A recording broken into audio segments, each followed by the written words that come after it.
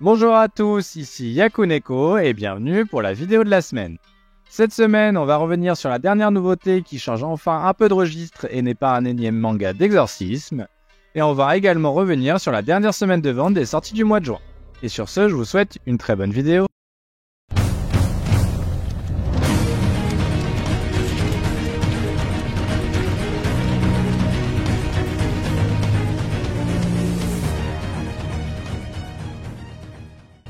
Pas mal d'absents cette semaine, mais on commence toujours par Hunter x Hunter dont on n'a pas vraiment de nouvelles. One Piece est également en pause cette semaine comme habituellement. Et la dernière pause est pour Witch Watch, ce qui est moins habituel. Du côté des nouveautés, on retrouve Ultimate Exorcist Kyoshi. Le troisième chapitre ne m'a absolument pas convaincu, j'ai vraiment beaucoup de mal à voir où ça veut nous emmener, le protagoniste n'a pas vraiment d'objectif et il est de toute façon déjà beaucoup trop fort. Et on retrouve également Yokai Buster Murakami. Je ne sais pas vraiment comment je vais l'inclure dans les vidéos à l'avenir vu qu'il sera de toute façon toujours en fin de magazine. Et c'est donc Imaten, la dernière nouveauté de la fournée qui fait la couverture du magazine cette semaine. Cette fois-ci pas de manga d'exorcisme mais plutôt une comédie romantique. Et on a comme d'habitude le droit à 2 pages couleurs qui vous donnent un peu l'idée de l'ambiance du manga. Je vous lis le rapide synopsis. Tenishiri Yemori, un lycéen spécialiste du nettoyage, gagne un peu d'argent en faisant des ménages à domicile. Mais un jour, Himari Yoshino, la propriétaire et mannequin de la célèbre marque de cosmétiques Himari's, est transférée dans sa classe. J'ai lu le premier chapitre, ce n'est pas vraiment ma tasse de thé, mais l'histoire reste quand même intéressante et les dessins sont jolis. A voir comment ça évolue donc. The Elusive Samurai nous offre une magnifique page couleur pour la 2e semaine consécutive. Premièrement pour promouvoir son tome 16, mais également son animé qui est sorti ce samedi 6 juillet. Je n'ai pas regardé le premier épisode, n'hésitez pas à me dire en commentaire ce que vous en avez pensé si vous l'avez vu.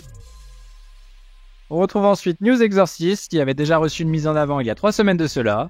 En plus de vouloir promouvoir la sortie de son tome 5, on comprend bien la volonté des éditeurs de mettre en avant une des seules nouveautés ayant un certain succès. Et pour finir, c'est Kill Blue qui obtient la dernière page couleur, pour les mêmes raisons que News Exorcist. Du côté des ventes, pour cette dernière semaine, Kill Blue n'a pas été classé au Shoseki et nous n'avons donc pas d'informations de ses ventes. Il aura donc cumulé 21 697 copies vendues en 4 semaines, ce qui est en légère baisse par rapport à ses tomes précédents qui tournaient plutôt autour des 25 000. Et sans plus attendre, place au classement qui comporte 13 mangas, ce qui est un de moins que la semaine dernière, et pas de surprise, comme la semaine dernière, Psych House est de nouveau dernier. Et pas de changement pour Kyokuto Necromance non plus, qui est de nouveau avant-dernier.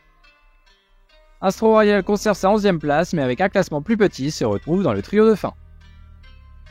Monsieur Sakura Family, quant à lui, chute de 9 places et se retrouve donc 10e. Les éditeurs lui réservent vraiment un traitement particulier. Avec 33 078 ventes pour son tome 24, il fait un tout petit peu mieux que pour son tome 23. Super Psychic Policeman Shoujo retrouve le classement à une moyenne 9e place. Et il n'a pas été classé au Shoseki et nous n'avons donc pas d'infos des ventes pour cette dernière semaine.